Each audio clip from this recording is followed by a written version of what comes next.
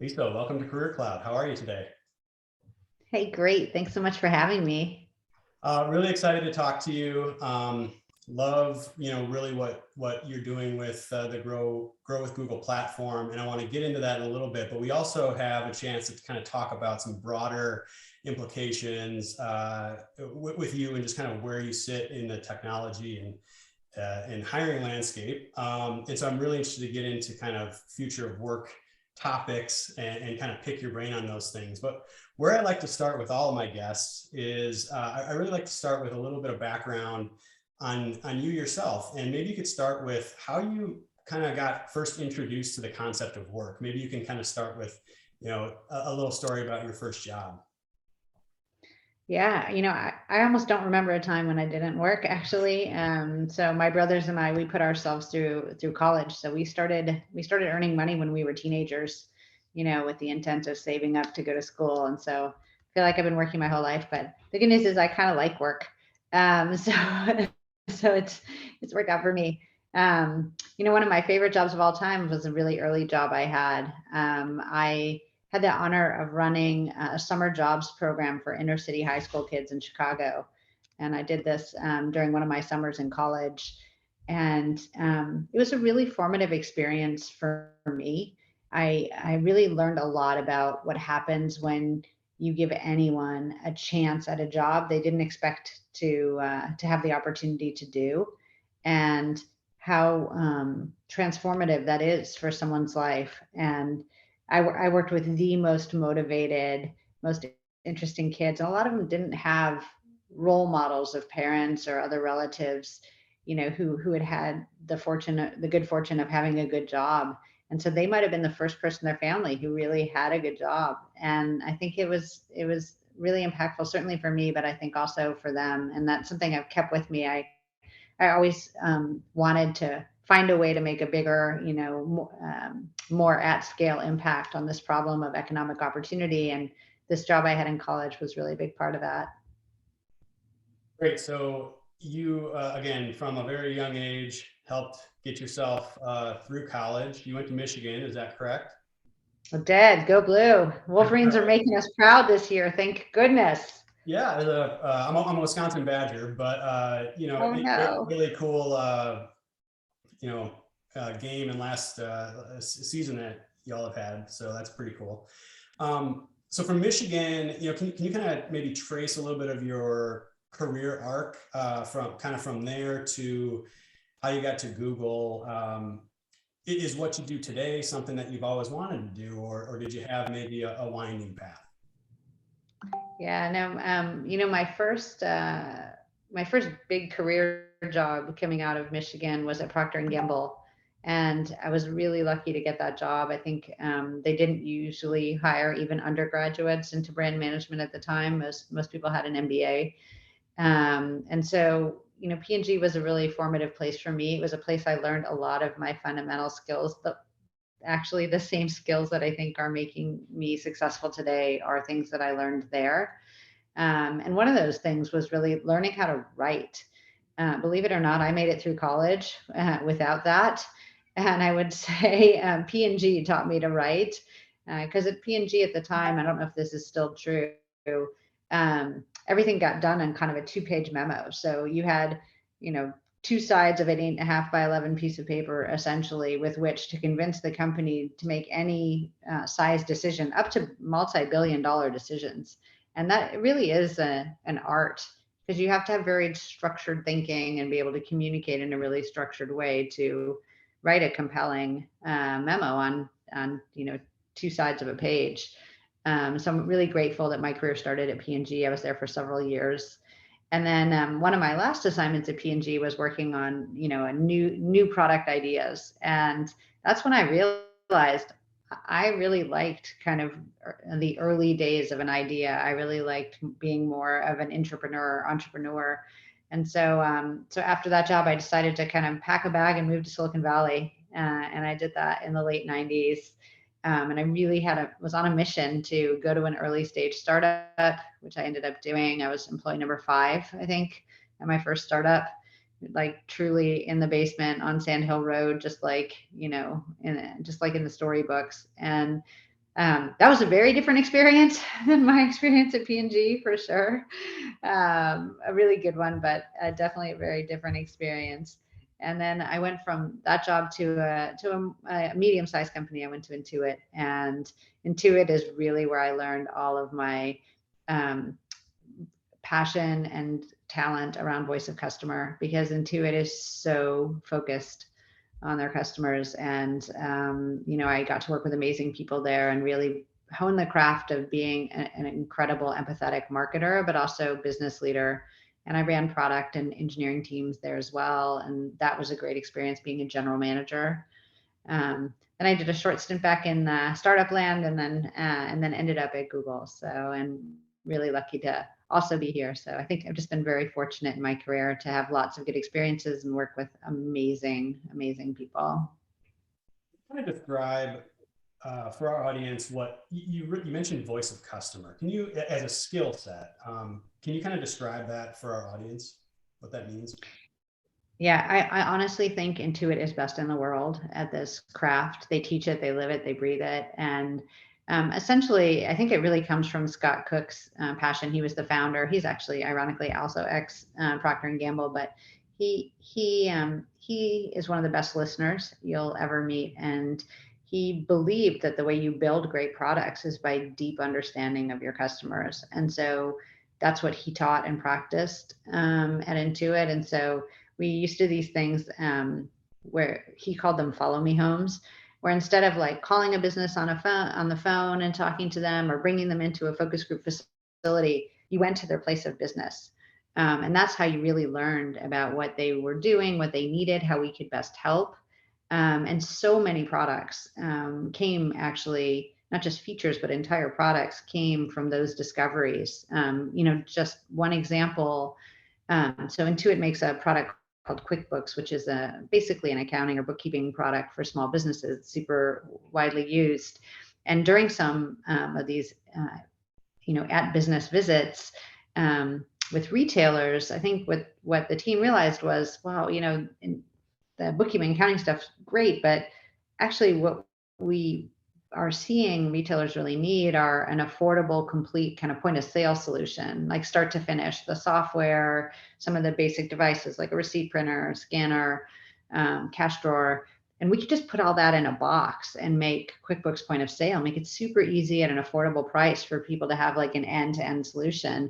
And at the time, this was really revolutionary. There really wasn't anything that was like that for really small businesses. You had to get these huge packages from these established companies that were mostly like, DOS based, not even Windows based products. And it didn't come with all the hardware and everything you need combined. And so the creation of QuickBooks point of sale actually happened from this real important practice of visiting customers and really watching what they were doing, not just asking them what they wanted or needed. And so that's obviously a really great product line now, and it's still many years later, and all based on this concept that you go to them and you kind of shadow them, if you will. And from that, you can learn the best, like, what do they really need? Because sometimes people don't even know how to articulate what they need. And by being present with them and experiencing with them, you can come up with ideas that maybe you wouldn't have had or they wouldn't have articulated. Got it. Very startup-y skill set there. Thinking about how all these products and services get built, from small companies to large companies. That's a really interesting skill set and way to think about it. So your arc has been kind of corporate to startup to corporate to startup to corporate, if you will. I think what we're seeing overall with the changing landscape around work is a lot of this notion that career maybe isn't just one ladder, and there's lots of different ways to kind of approach and string together a career. That's what it kind of seems like to me going into the future. How are you looking at this concept of, future of work, and what are maybe the big factors that we all need to be considering as we think and look out into the future and decide what we want to do with the rest of our work lives? Yeah, well, I've never been one of those planner people who thinks you just, set a vision and chase it and it all works out just as you expected. And I think that's all the more true these days, that things are evolving so fast. Like, I don't know, the World Economic Forum predicts that 50% of people will need to be reskilled by 2030, but 2030 isn't very far away. If you're saying half of the people in all of the world need reskilling, what that really means is that we all need to be really good at learning new things, right? And I even remember way before COVID, people saying that, people of my children's age will have 5 different careers in their lifetime, not 5 different jobs, not working at 5 different places, but will be 5 different things, right, in their lifetime. And I think all of that kind of says to us being a good learner is actually the most important skill. And so I think that's true now and definitely true kind of in the future of work. But I think the employment landscape is changing. I hope for in a more equitable and inclusive way. One of the biggest obstacles in today's job market is that a really high percentage of good jobs say they require a bachelor's degree. Um, and I think the bachelor's degree is great. It's good to have a college degree, but there have to be alternative paths for people to get good jobs. We need to make good jobs more accessible to more people. In our country, 2/3 of Americans don't get college degrees. That means 80 million Americans who are essentially locked out. If you keep that bachelor's degree requirement, it means I think it's 70% of Black people, 80% of Latinos, 70% of rural Americans would be locked out of jobs anytime a job requires a bachelor's degree.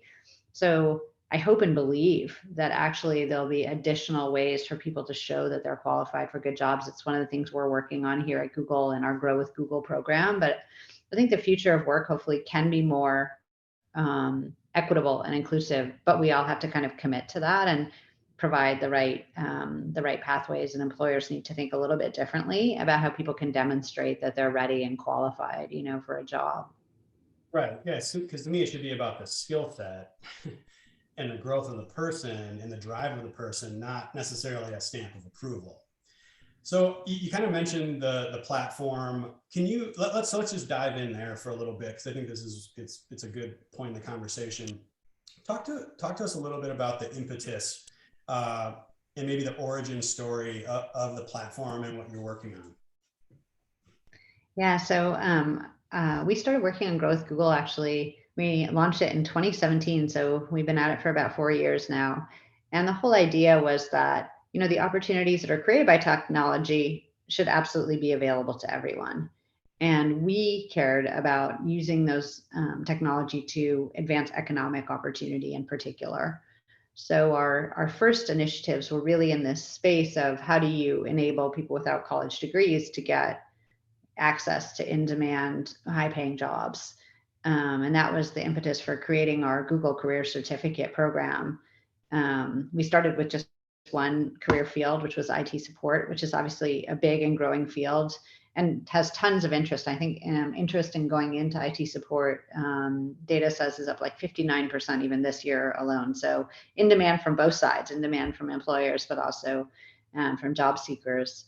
And so we're trying to hone in on, could we teach people all the skills you need to know to be successful in a handful of these in-demand, growing, well-paying jobs, regardless of what experience or educational attainment you had. And we were the first members of the hiring consortium ourselves. We did it with a few dozen people in the IT support program here at Google, and it's still the way that we teach our entry-level employees in IT support and data analytics. So we launched now 4 career certificates, and we've graduated well over 50,000 people in a pretty short period of time who are now, into these attractive career fields that they might not, and that many of them might not have had access to before. So it's one of the things we're really proud of, is just this making good jobs more accessible to more people, which we think in the end leads to a more inclusive and equitable job market. So IT support was the start, and you mentioned there are 3 more, or there's 4 total. What are the other certificates that are live? Yeah, so the Google Career Certificates are in IT support, data analytics, user experience design, and project management. Those are the four we have. We hope to, build lots more. And they really do teach you everything you need to know. It's all, I think, importantly, it's built for working people. So it's not a boot camp. You don't have to sit in a classroom all day because that's a luxury that a lot of people don't have. It's all online on demand. You can do it, at your own pace. It takes most people a little over 3 months to finish 3 months of part-time study. Again, it's not a classroom based experience. And then we have 150 employers plus lots of smaller and more regional employers who hire the graduates. So I think that's the key is we're working with employers as well as the students to make sure that there's jobs on the other side waiting for them when they finish. Right. Kind of break it down and democratize some of this. You have to have companies that are willing to recognize not a bachelor's degree, but that a person has attained some level of skill in what's required. So talk to us a little bit about some of the companies that are part of the consortium. Just maybe throw out a few of the names. Sure, yeah. Well, it's really fun. It's all kinds of companies because the good thing about things like IT support or data analytics is that every kind of company needs them, right? Healthcare systems need them, school systems need them, big companies, small companies, nonprofits. And the great thing about these jobs too is that they're not necessarily coastal jobs. Like you can do them from anywhere because every kind of company needs these fields. So, gosh, in our hiring consortium, we have people like Accenture, Bank of America, Deloitte, Best Buy, Walmart, Target. We have, I'm trying to think, we also have a bunch of companies actually who are using the career certificates now to even reskill current employees. And that includes people like Nationwide Insurance or Amazon, Unilever, Macy's, who are actually offering the Google Career Certificates to even their existing employees as a way to upskill. I think it's really great to see employers making a commitment to current employees. I think it'll also help them retain those employees by offering these great learning paths to even better jobs. But it really runs the spectrum. And the employers. We even have people like the Cleveland Clinic is in our hiring consortium. So and you can see a bunch of the employers on the website. If you finish those certificates, if you complete them, you get access to our job board, which is where the employers post all the jobs that they're interested in hiring our certificate graduates for. Got it. There's no cost to a person who wants to try this out. Is that correct? Yeah, so the way it works is we post all of the Google Career Certificate content on a platform called Coursera. And so Google, this isn't a business for Google, but Coursera charges a monthly fee. As I said, most people finish in 3 to 6 months. So they charge $39 a month. So on average, someone would pay $120 to $240 to earn the certificate to Coursera, the payment to them. It's for folks who need financial assistance. There's lots of scholarships available. We made over 100,000 scholarships available ourselves just to cover the Coursera fee. But there's lots of ways you can take them without. As a matter of fact, you can, for example, often take it at a community college at no charge. We charge no fees, and Coursera charges no fees to community colleges right now if they want to implement it. And so that's another way folks can get access. That's also a nice way if you don't want to do it on your own. If you're one of those people who prefers like a classroom setting or a cohort to do it with you, community college is a good option. And we're in, I think, well over 100 community colleges now around the country. So I think every community college in places like the state of Connecticut, now offers the Google Career Certificates as an option. Certainly far less expense to learn a hard skill like that than obtaining a bachelor's degree necessarily. Is this platform positioned kind of to take on higher education or more as a supplement? How do you view that? Yeah, it's really interesting. As I said, when we first started, we were using it as a way to kind of level the playing field, give people who might not have had access to these jobs better access to them. And it was interesting when we looked at our first bunch of graduates, we realized that about 40% of people who were graduating with our certificate actually had a bachelor's degree. And we were like, well, why would someone do that? They already have a, probably a great, they have a degree that would get them access to lots of great jobs. But we really dug in on this topic and we realized people were behaving really rationally. In fact, combining a bachelor's degree in lots of different kinds of fields actually with a high quality career certificate like ours actually makes you more employable at much higher wages. So we look at things like Burning Glass data. They have lots of employment data and they're one of the most respected sources. And when we looked at Burning Glass data, you could see that especially if you have a liberal arts degree or a humanities degree, if you do combine it with a high quality industry recognized credential, like the Google career certificates, you will make significantly more money and lots more jobs will be available to you. I can use myself as an example. So I was a psychology major at Michigan, and Burning Glass data will tell you that on average today, people who are graduating with psychology majors are making $39,000 a year. But if you add a data analytics certificate to your psychology degree, on average, you'll make about 60.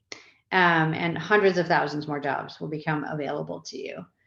So what we saw in the data is people were really behaving rationally. And actually today, in the marketplace, 40% of college graduates, recent graduates, are actually what's called underemployed. They're working in jobs that don't require a college degree. So they have one, but they're working in retail or other jobs that don't require a degree. And so we realized that it's actually not an or certificate or degree, Google certificate or degree, it's actually an and. And so we started working with four-year institutions, and every day now we are talking with four-year institutions about how they could add it into their programs. So people are doing all kinds of things. Many universities will now give you college credit for having done the Google Career Certificate program. So it'll help you graduate faster at a more affordable price. So Northeastern University is a great example. They will give you 12 college credits, which is about a semester. It's about 4 college courses at the bachelor's level for having done the Google, the IT support certificate from Google.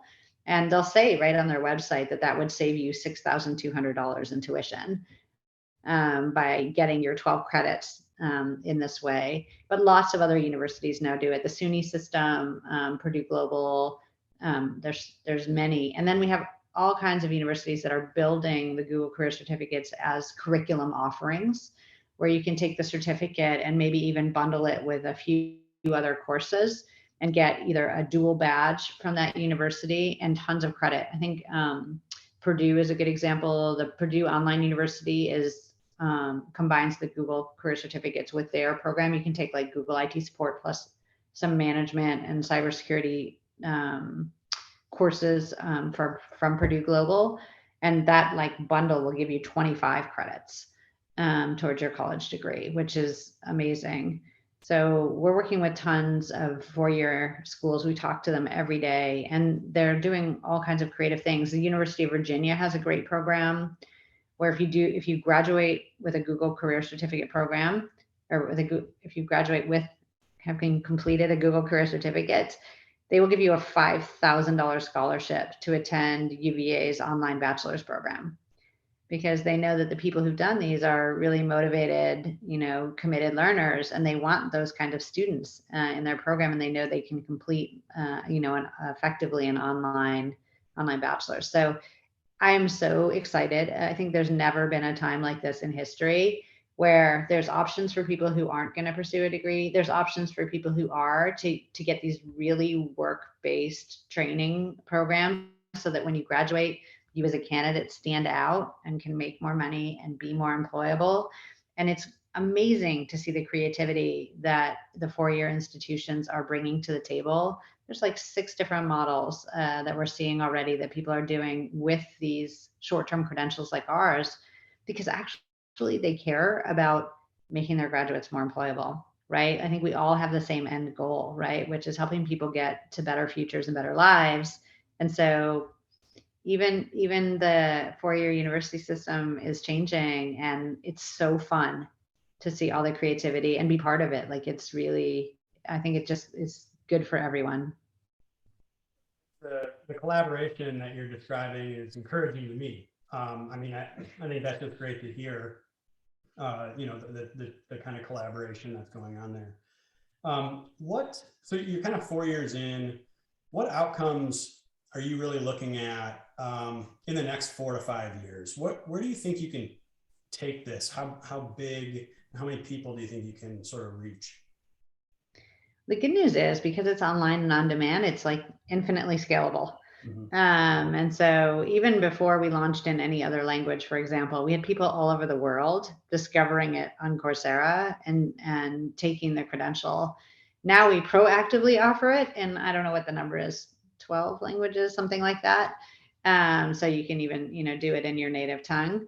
But the amazing thing about it is as we get more and more employers to accept the credential and make it freely available, working with giving real flexibility to learners to do it at their own pace, on their own time.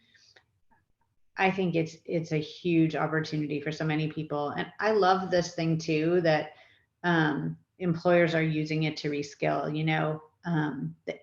The problem is not just for job seekers. There's huge issues for employers, right? Even in the 4 fields that Google teaches, there's 1.3 million open jobs right now in the US. There just aren't people trained for it. So that's a big problem for employers too. And, Price Waterhouse does this annual survey of CEOs. And one of their recent surveys, 4 out of 5 CEOs say that not having people with the right skills is one of the biggest impediments to the growth of their company, right? And about half of the CEOs say that the way they're going to solve this problem is by internally reskilling their own people. But you don't want every employer to recreate the wheel and make their own training programs. They don't have the bandwidth, maybe they don't have the expertise. So I think having these already industry recognized credentials is really key, because that means that it's easy for job seekers to find on their own if they don't currently have the kind of job they want, but also it's super easy for employers to offer it, to their own employees. And I think we'll see more and more of that too. Lots, especially folks, who have lots of frontline workers or low wage workers. So you guys had a point of view on access and helping people skill up, long before the pandemic. But I got to ask a little bit about the last, year and a half, 2 years. Has there been any changes? Has the pandemic affected how you've thought about maybe the platform specifically, or how you've personally thought about the future of work at all? I think that pandemic has been a huge accelerant to online learning for sure. There's lots of imperfect things about trying to be a school kid who's learning online and not in a classroom, and that was absolutely terrible. Everyone did the best they could, but far from ideal. But I think for adult learners, there's a really newfound acceptance of online as a credible pathway.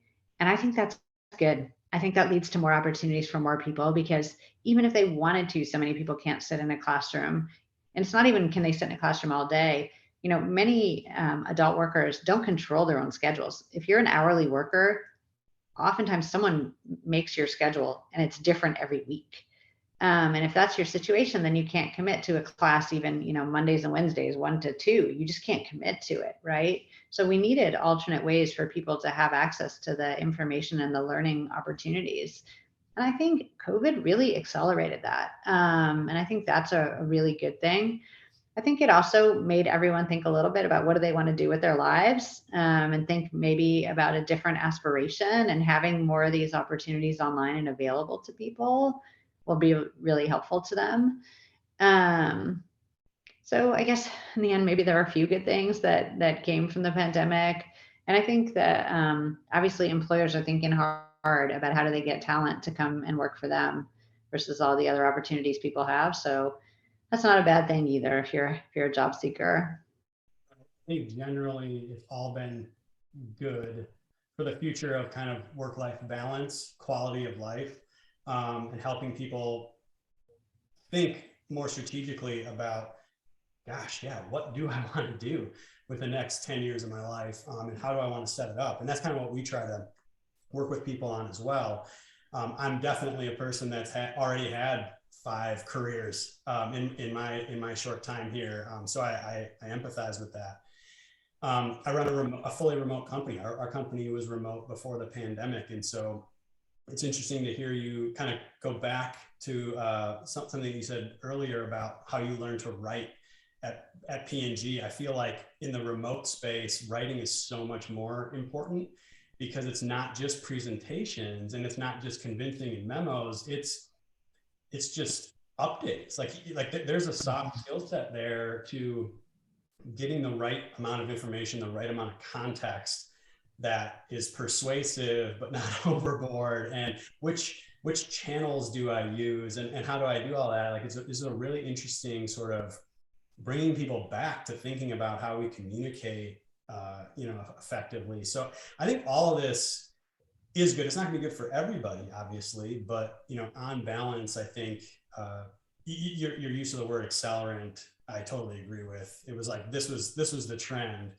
and kind of COVID was a big push there. So at Google, I mean, you're sitting in your I think you said your daughter's room right now. You're at home. What's the future for kind of going back to work with Google, or how are you all seeing that change? Yeah, I mean, I think just like everyone, it caused us to really pivot as well. So our plan is a 3-2 option. So everybody needs to come into the office 3 days a week, but 2 days a week, if they choose to, they can work from home. So I think that's going to give people a lot of flexibility. And I think it'll be a good also way for people to transition back. If you've been working from home as we have at Google for quite some time now, I think since March of 2020. I think it also gives people a way to ease back into going to the office. I've gone back a few times. We have kind of voluntary return to work at the minute, and it's so incredibly fun to see your colleagues. Like you forget how great it is just to have those hallway conversations or to have lunch together. And so a lot of people at Google have had the chance, depending on what city or country they're in, to spend a little time back in the office. And people are going back in groups. They'll say, hey, I'm going to go back in on Tuesday. Does anyone want to go? So it's obviously so much more fun if everybody's there. And it's magical. I think we all appreciate it even more. I think, it was easy to take for granted seeing your colleagues every day when it was all you knew. But when you've been at home and you've only seen them, on a screen, you just miss the personal touch, and you miss the chance to have those informal conversations. It's not a meeting that's about a topic. It's a chance to catch up with someone and hear how they are. And I think at least for a while, we'll all appreciate that all the more when we go back. And so Google's plan is 3 days in the office and then 2 days as an option. You can work from home or come in as you like. It certainly seems from my conversations with people that I talk to in the corporate world, it definitely seems like the hybrid is the path forward.